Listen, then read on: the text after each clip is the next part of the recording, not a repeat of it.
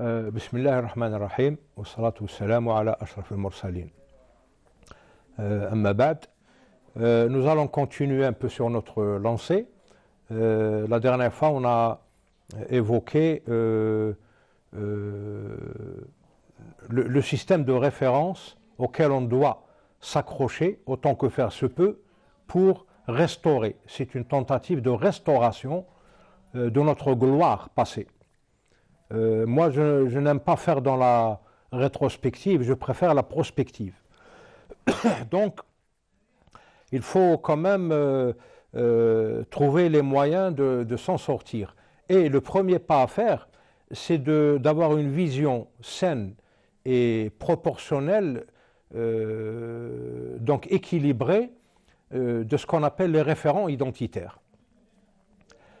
Chaque personne, quel que soit son pays, sa nationalité, a 4 référents identitaires principaux. Le premier référent identitaire est sa culture régionale. Même un pays aussi grand que les États-Unis, un pays aussi grand que la Chine, un pays aussi grand que la Russie par exemple, ils sont très fortement régionalisés.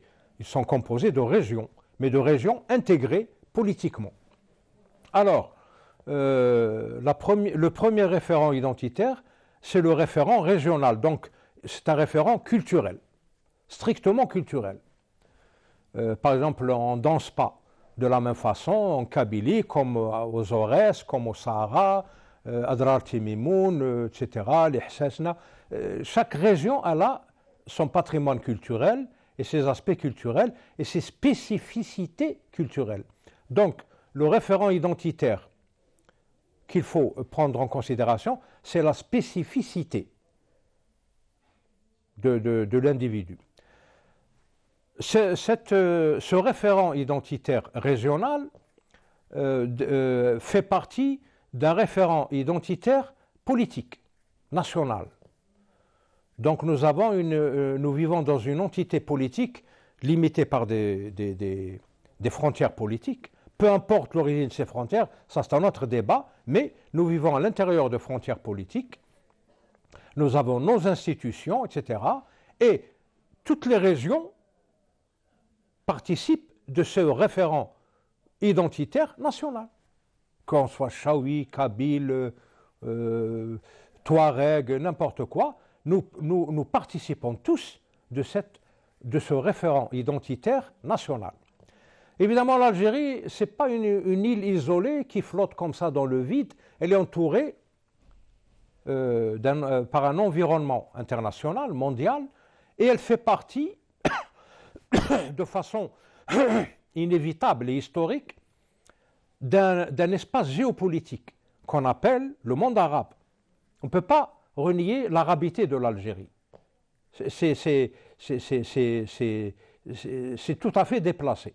Parce que, il y a des gens qui disent non, nous ne sommes pas des Arabes, nous sommes des Africains. C'est faux. Parce qu'alors, si c'était vrai, les Saoudiens, par exemple, ne seraient pas des Arabes, ce seraient des Asiatiques. Parce qu'ils se trouvent en Asie mineure. La location géographique n'est pas un référent identitaire. Le référent identitaire, c'est une région dans un pays qui fait partie d'un espace géopolitique. Alors cet espace géopolitique, il a son référent identitaire aussi. Parce que cet espace géopolitique fait partie d'un espace mondial, international. Et c'est le référent universel, c'est-à-dire le référent de l'islam. Donc, par exemple, moi, je suis chaoui. Donc, je suis chaoui, algérien, arabe et musulman. Dans le sens descendant, je suis musulman, arabe, algérien et chaoui. Je ne vois pas où est le problème. Alors, les gens qui, comme on l'a évoqué la dernière fois, qui veulent détruire cet édifice, cette construction identitaire globale, eh bien, ils attaquent. Ils attaquent par le biais sous l'angle de l'ethnocentrisme. Ah, vous n'êtes pas arabe, vous êtes ceci. Ah, vous n'êtes pas ceci. L'Afrique du Nord et surtout l'Algérie a toujours été chrétienne. L'islam est une religion qui vous a envahi, etc. Alors, c'est ça l'historiographie qu'ils font. Donc, le problème qui se pose, c'est l'échelle des référents identitaires. Et tant que les musulmans considèrent l'islam comme leur identité suprême, supranationale, qui englobe tous les autres référents identitaires, on aura des problèmes. C'est évident, on aura des problèmes et ça commence déjà à on peut le constater de façon très évidente. Donc, dans le monde musulman, la première appartenance, c'est l'appartenance à l'islam. Et là, les piliers de l'islam nous aident très bien à faire ça. Les 5 prières quotidiennes, donc réglées par le cycle solaire, le soleil brille pour tout le monde, même pour les non-musulmans. Alors, le cycle solaire nous fixe, le cycle solaire nous fixe les moments des prières quotidiennes, donc c'est l'unité quotidienne. Les mouvements lunaires, les maisons lunaires nous fixent, par exemple, le mois de Ramadan, les 12 mois après lesquels on doit verser la zakat, etc. Le 12e mois durant lequel on doit faire le hajj, si on peut le faire, si on peut se le permettre. Donc, nous avons un système religieux qui émane directement de Allah subhanahu wa ta'ala, qui combine toute la création, cycle lunaire, cycle solaire. Par exemple, les saisons sont réglées par le soleil, les 4 saisons, mais beaucoup de choses sont réglées par la lune, et on a tendance à l'ignorer. نجعل القمر لتعلموا عدد السنين والحساب. عدد السنين والحساب. Quand on dit par exemple que le prophète alayhi salatu wassalam est décédé à l'âge de 63 ans, c'est 63 ans lunaires. Donc il faut retrouver tout ça dans un édifice de savoir et de connaissance globale. Donc il faut une épistémologie qui convient à tout ça, adéquate, ne pas confondre le sens des mots. Par exemple, l'arabité n'a jamais été une ethnie ou une race, donc pourquoi l'attaquer? C'est une appartenance linguistique, et personne ne parle l'arabe mieux que les Nord-Africains. Alors quand on vient leur dire vous n'êtes pas des Arabes, et ils le croient, là c'est un grand problème. Ça prouve que les détracteurs de l'islam et du monde arabe ont fait mouche, ou ils commencent à faire mouche. Et c'est là le problème. Alors il faut profiter de ces moments privilégiés, comme les prières, alhamdoulilah, il y a des mosquées partout, les prières collectives, le mois de Ramadan, le hajj pour ceux qui peuvent le faire, la zakat pour ceux qui doivent le faire, etc. C'est ça ce qui nous unit et qui nous aide, c'est ce qui nous aide à conserver une vision saine de l'échelle de ces référents identitaires, pour ne pas inverser l'échelle et tomber dans l'erreur.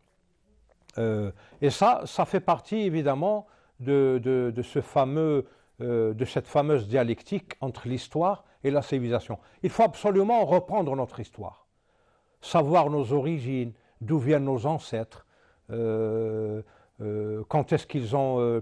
même avant l'avènement de l'islam, c'est-à-dire du message de Sayyidina Muhammad alayhi salatu wassalam, même avant, parmi nos ancêtres qui sont originaires de l'Orient, qui a suivi, par exemple, de façon correcte Sayyidina Isa alayhi salam, qui a suivi de façon correcte Sayyidina Moussa alayhi salam. Il faut réécrire notre histoire aussi loin que ça, et même au-delà de ça. Alors, épistémologiquement, on fait des erreurs monumentales, parce que notre système éducatif est directement influencé par les gens qui nous veulent du mal et pas du bien. Par exemple, la plupart des gens, évidemment dans le cadre de ces aberrations d'échelle identitaire, tout le monde confond entre juifs et Banu Israël, alors que c'est différent. فآمنت طائفة من بني إسرائيل وكفرت طائفة فأيدنا الذين آمنوا على عدوهم فأصبحوا ظاهرين. Les Banu Israël, فيهم المؤمن وفيهم الكافر. Les Banu Israël, c'est pas synonyme de juif.